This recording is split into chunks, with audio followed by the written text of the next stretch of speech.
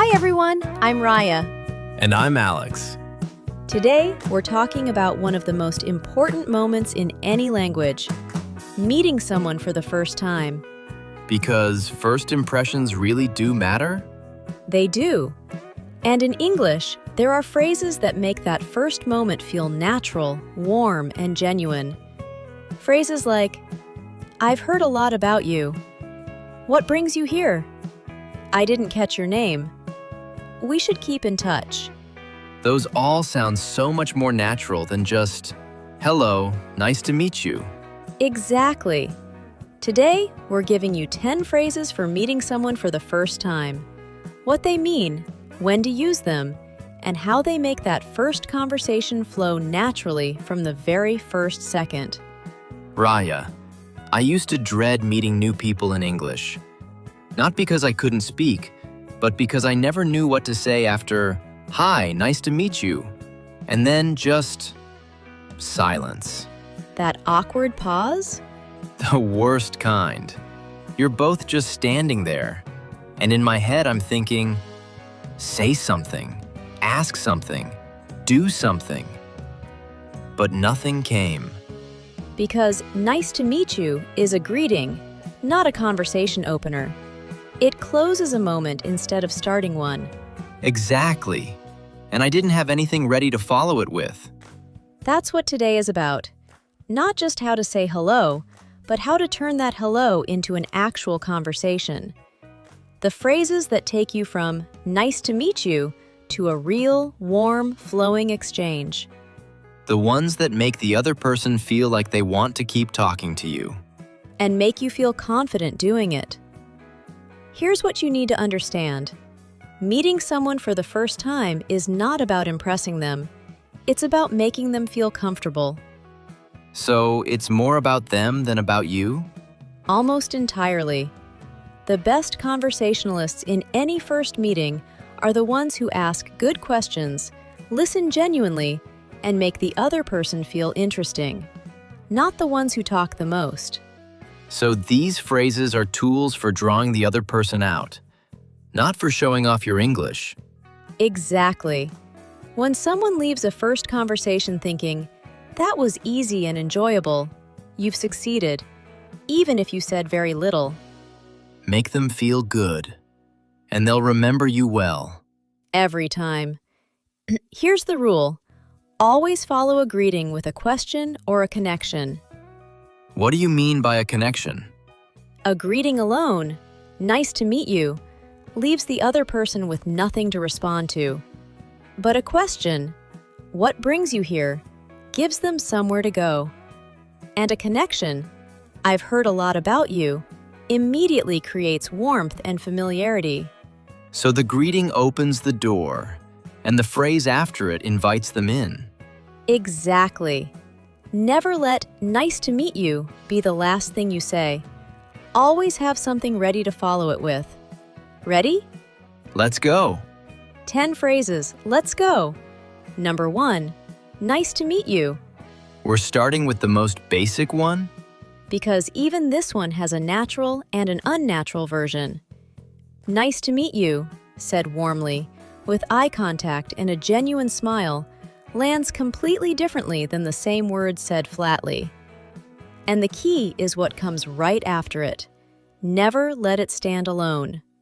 Nice to meet you. I've been looking forward to this. Perfect. You added something that moves the conversation forward. Number 2, "I've heard a lot about you." This one creates instant warmth? Immediately. It tells the person, you exist in conversations even when you're not there. Someone cares enough to mention you. It's a beautiful way to start. I've heard a lot about you. All good things, don't worry. That addition is perfect. It puts them at ease instantly. Number 3, "What do you do?" Is this always appropriate? In most English-speaking contexts, yes. It's a standard and comfortable question. It gives the other person something easy to talk about and opens up natural follow-up conversation. Just make sure your tone is genuinely curious, not interrogating. So what do you do? Are you based here? Good. You added a follow-up question. That keeps the momentum going. Number 4.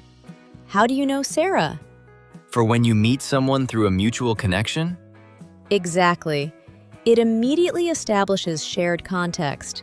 You both know the same person, which creates an instant bond. And it gives the other person an easy, comfortable story to tell. How do you know Sarah? Have you worked together long? Natural. Number 5. Where are you from originally?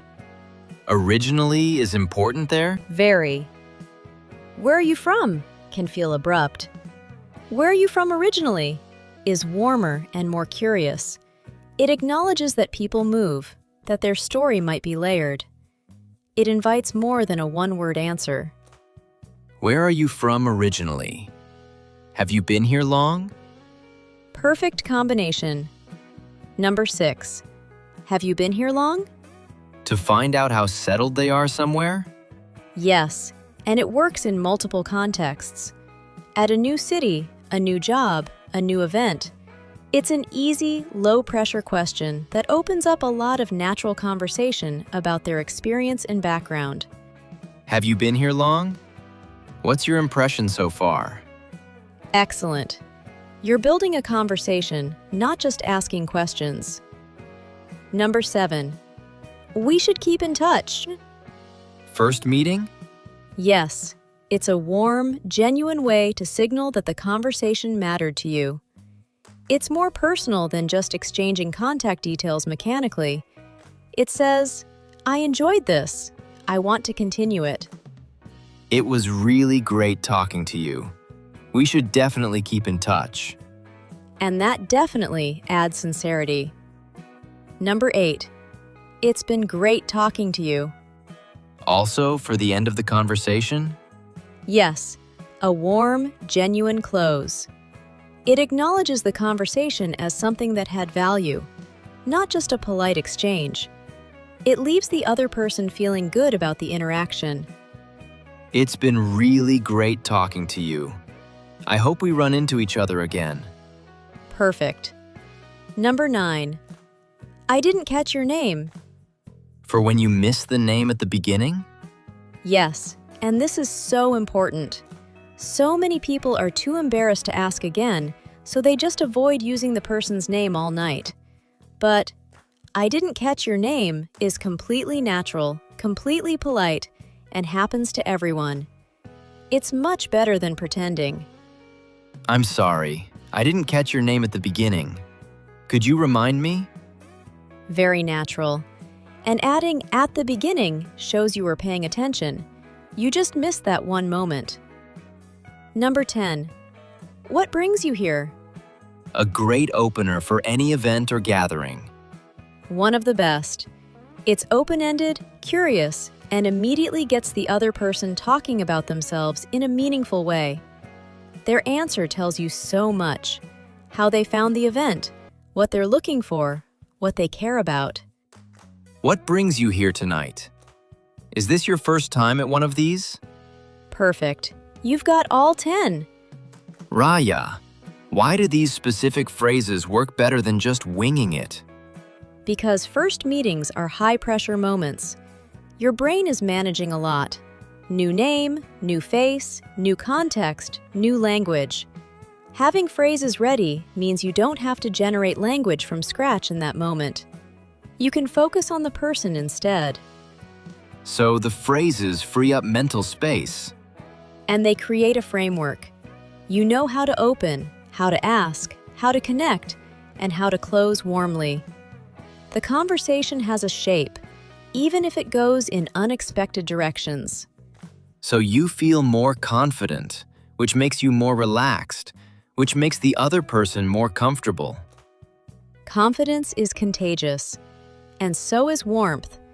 When you walk into a first meeting with the right phrases ready, you're not just prepared, you're genuinely easier to talk to.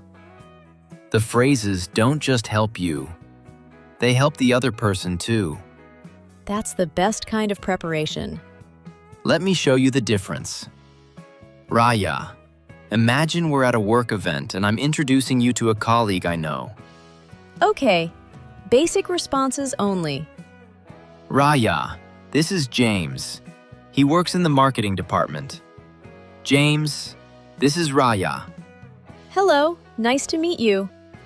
James just moved here from Vancouver. Oh, Vancouver is nice. Yeah, it is. Have you ever been? No, I have not been there.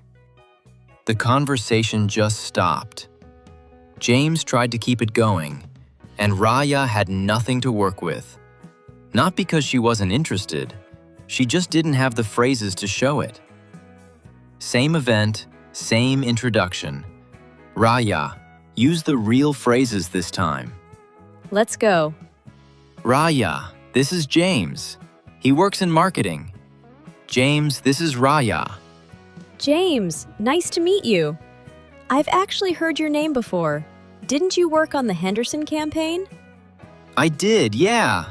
That was a while ago now. What brings you to this event tonight?